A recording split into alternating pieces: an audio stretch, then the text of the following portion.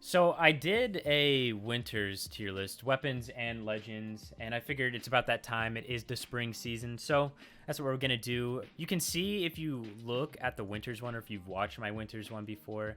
When I did the weapons, I only had 3 tiers, but I think right off the bat, that's something I want to make known. I think there's actually a little more of a gap. I mean, now that, especially since we've been technically on the same patch, it's just that the last thing that was changed was a bunch of signatures. So, opinion still changes. I think it's still valuable to do this, but let's get into it. One last thing I do want to note, though, is that they're not going to be ordered within the tiers unless I say otherwise. So, with that being said, start with Axe. First is Axe. Now, Axe, honestly, it hasn't changed too much. Axe is like that really easy weapon that allows really easy damage to be built up. I think Sidelight Sarah on Axe is super, super strong. In twos, it is like probably a little better, but at the same time in ones, it's just one of those weapons that once you know the basics with it, you're pretty set. There's nothing crazy on it. There's a couple mix-ups you can do off Nair.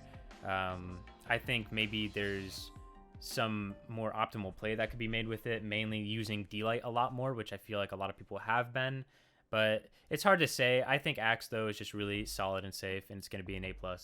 To me, another easy A+ is Blasters. Now, certain weapons right now, like Gauntlets, Bow, Katars, Orb, they can do a pretty good job into Blasters. Basically anything that can get on the inside of Blasters, because they don't really have too many stacked options, they're going to do really good. So I wouldn't even say it's that Blasters are necessarily bad. I really don't think that at all. It's just the fact that the weapons that I consider to be higher tiers, and I do consider to be better, they're also the weapons that just counter Blasters really hard. So it's kind of a weird spot. Blasters, though, still really strong. In my eyes, this is just like super free. Bow is like the easiest, one of the easiest S's on this. Bow kind of does it all right now. It can kill pretty early. Now, not off the top, but it's mainly like off stage with ground pound, dare. Sidelights, like 0 risk. Nair is just broken. There's a lot of things you can do with this. Now, off of Sidelight, D-Light's kind of inconsistent, but if they made that like super consistent, I wouldn't be surprised if people were saying this is like the best thing in the game. With that being said, though, yeah, I mean, it's just a lot of the characters that have Bow are really strong as well, so there's not much else to say. Next, we're going to be doing Gauntlets now. Gauntlets, again, just based on how easy they are, I will say out of all weapons right now, I feel like they are the weapon that is the highest rated, at least to me. They are an S tier weapon, but any other weapon, any other string weapon, just counters them. Whether it's Bow, whether it's Katars, whether it's Orb, it feels like, for the most part, when you play Gauntlets into them, it can feel really bad. I mean, I think Gauntlets even lose to Unarmed. Gauntlets, I wouldn't say necessarily have like any insane matchups. It's mainly just once you get a certain amount of momentum, once you start playing good with them, it feels like you're going to be able to like take control of the whole game. Not to mention that the offstage with them is just ridiculous. Nair itself is super good. I mean, side air, ground pound, all of it, recovery. There's not really one individual bad move unless you're going to name Dare, and even then, Dare's useful because you can do Nair into Dare, a part of the 3-piece. It has its uses even then. So to me, Brawlhalla's overall a very simple game, and when you introduce a weapon like Greatsword, it's strange because I consider easiness to be a factor, right? So I have to consider on the opposite side how hard a weapon is. And right now, I think the bread and butters of Greatsword are really easy, but I also think Greatsword's like the highest skill cap weapon in the game. So there's a lot of different things you can do with it, right? People will hit like a 3-piece string, or they'll do some sort of dash cancel reset, and it can be pretty easy to learn and hit. But the thing is now, Greatsword isn't super free to just throw out moves with. Maybe in the air it is, but on the ground, not necessarily. The strings and finishers are still all really, really good. There's a lot of reward there if you learn it. But to play at that level where you're going to be rewarded that highly, it can be very, very hard. I really think so. And honestly, to me, that's why I'm going to put Greatsword in S-. That's the difference where like Gauntlets and Bow, for example, they're both easy enough and they're both streamlined enough while having a lot of options and true combos as well. Greatsword has that potential, but it's harder of a weapon to play, in my opinion. Hammer, I've been kind of deciding whether or not I think it's an S tier or S-. I'm going to go that it's in S tier, it kind of goes back to what I was saying, where I think easiness needs to be a factor, because Brawlhalla, again, is a simple game, and Hammer's kind of the embodiment with that, along with weapons like Spear and Sword. Hammer, though, in neutral, you have the grounded Nair, you have an N-Light, you have a D-Light. D-Light leads into a bunch of different ways to kill, and the off-stage is very simple. The off-stage, a lot of the times, you're just using Hammer recovery. I mean, I think someone who makes Hammer off-stage look just absolutely insane, and I think does it the best out of anyone right now, is Java. If you watch Java in Winter Championship, or if you just watch any of his games, a lot of the times when he's playing Hammer, you're going to be able to see what Hammer offstage gameplay looks like. And a lot of the times it involves throwing your weapon as well, right? You're going to hit a Hammer recovery, and then once your opponent is at that health where they need to get back, you're just going to be like weapon tossing them. And Hammer has like such a massive hitbox, and it hits hard when you don't even weapon throw it far, so it's going to be really easy to just keep that rotation going.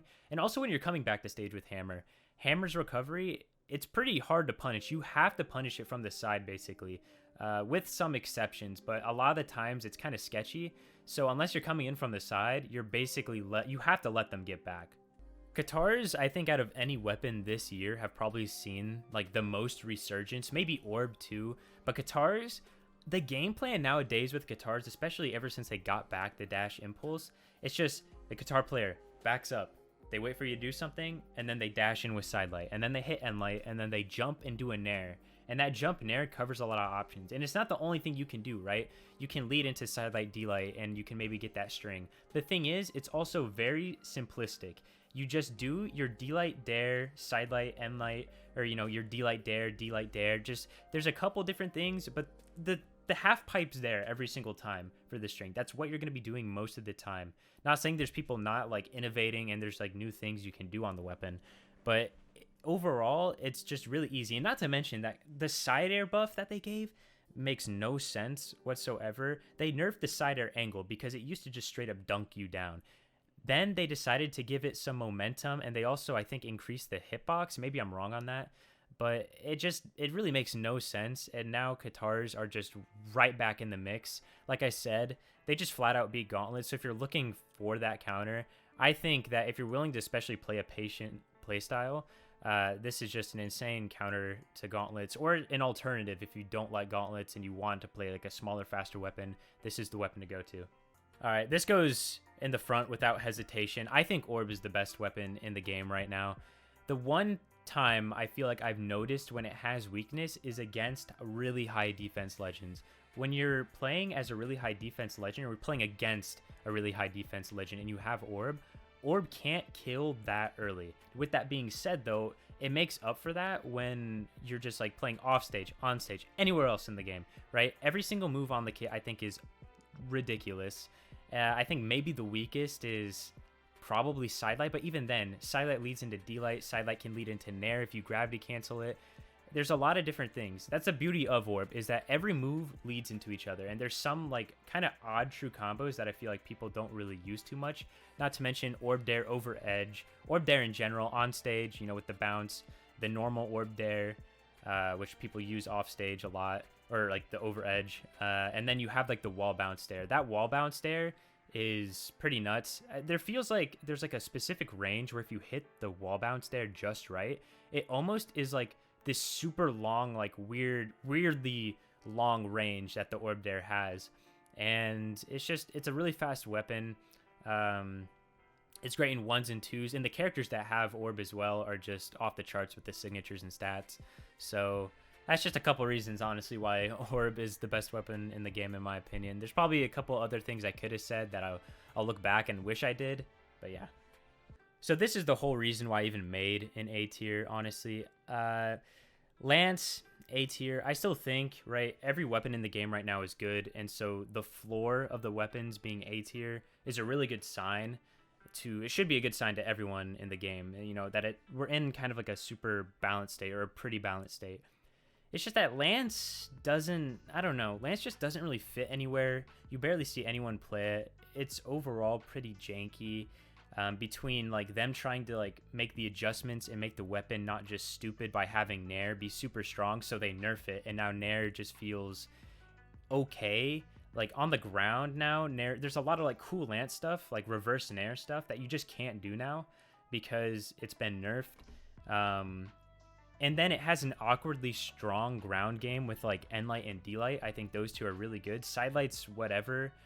But then Sidelight only really leads into Nair after a certain health. It can lead into Dare. They did give Dare a buff, and you can do Sidelight, Dare, Sair. True, depending on the health. I think it's like 70 health. Defense might matter. But that's like the only thing really, really good. That's a super situational thing, though, so I don't think it's fair to necessarily include that one specific instance and, you know, bump Lance up saying, oh my gosh, you can kill them at 70 health. It should be S-. I don't really think that's fair because when you look at Lance and the all other aspects, it's just an awkward weapon overall, right? You also have like the Dare wall cancels still, or the side air wall cancels. I don't even know if the Dare wall cancels exist anymore. They're just trying to change it without reworking it, and I think that's what Lance needs. I think at the end of the day, no matter what buffs, nerfs, like small weapon changes you give it, it needs just a complete rework in the end. So Scythe kind of follows the same thought process to me as Greatsword does, where if you're playing it really, really well and you're meeting, you're just doing everything right, it's going to be one of the best weapons in the game. But to be realistic, it is harder, and there are like one or two true combos you can get, especially depending on if you're playing like Jiro, I guess. But, then again, Jiro is terrible. It just has the potential to do really, really well. So that alone is going to put it in the higher tiers. But at the same time, it's not going to be an S tier weapon because at the end of it, once you start playing bad with it, there's nothing really to fall back on with the weapon. Where some weapons have true combos, you don't have that luxury with Greatsword or Scythe. I feel like this is one of the weapons that some people might disagree with my placement, but I'm going to just say Spear's S tier. I think Spear's the best 2v2 weapon in the game, and between it being so easy to use, right? I mean, you hit a Sidelight, you can do D-Light, you can do a Nair, you can do a Side Air, you can just do any one of those like moves, you can do a crossover, you can do a recovery, you can do like slight hesitations in between, chase dodging, crossovers, all that, but it's just like there's not really anything bad about it. N-Light's insane. Sidelight sets up pretty well. D-Light is borderline unpunishable, if not unpunishable. And if they have no dodge, on some maps, you can do a triple D-Light on Spear. And I don't think people realize how good that is. That's just like another extra, 13 damage? I'm probably off on that, but you get the point. It's literally free damage, and people, I don't think, realize that. In 1, it's super strong. 2's best weapon. It's just, Nair's its own weapon, man. Ground pound's ground pound, recovery's recovery. Those are probably the most mediocre out of all the moves on there. But other than that, it's just so easy to use, and I feel like it can be so freeing at times. Side Air has a really weird hitbox at the top that I don't know if it really needs to exist there. I don't think it does. And if you're trying to just like move around with Spear, it feels really easy a lot of the times, and I think that's why it's S. A staple weapon of Brawlhalla, Sword to me is going to be an S-. I think Sword does just everything well. It's super well-rounded overall. I think out of any of the moves, you could point out maybe like Nair, Recovery I think is really, really good, but Recovery can still like drop it sometimes. N-Light is extremely strong. It's another weapon that in 2s, that 2 on a team is really, really good. And in 1s, it's always like that reliable weapon that you can fall back on. That's why a lot of people are sword mains, is because, you can have like Katars, but then Asuri also has sword. So if you can't catch them with a string, then you can just D-Light recovery them on sword or something like that.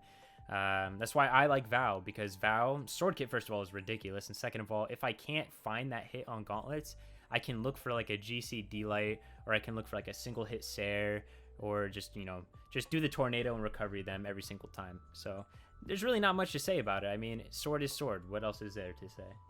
Cannon, I waited to the end because easily it's the hardest one for me to rank. And part of me feels like there's potential for it to go in S-. But at the same time, it feels kind of weird throwing it in A+. But I'll say this. Cannon is at the top of A+ in my mind. I've been told that there's some bad matches for it. Again, I'm super unfamiliar with the weapon. It's like my least played. But I feel like the reward you can get, I think Nair is extremely good. A lot of the time, you're just flying around on the weapon. I I think Enlight's pretty underrated. There's a lot of room to just like whiff attacks and get away with it. So I think that's why mainly I would put it in S-. But at the same time, it does have its downsides, so I'm going to keep it at the top of A+, and I'm not going to say any more about it because I don't know what I'm talking about. So there's the Springs tier list. Let me know what you guys think in the comments. This was taken from my Twitch, so if you haven't already, follow that as well. I'll have a link in the description. I don't know. It's going to be interesting seeing what everyone does in Springs. Maybe I'll change my opinion after it, but I think this is a pretty good indicator of what's to come for the tournament. So see you in the next one, guys.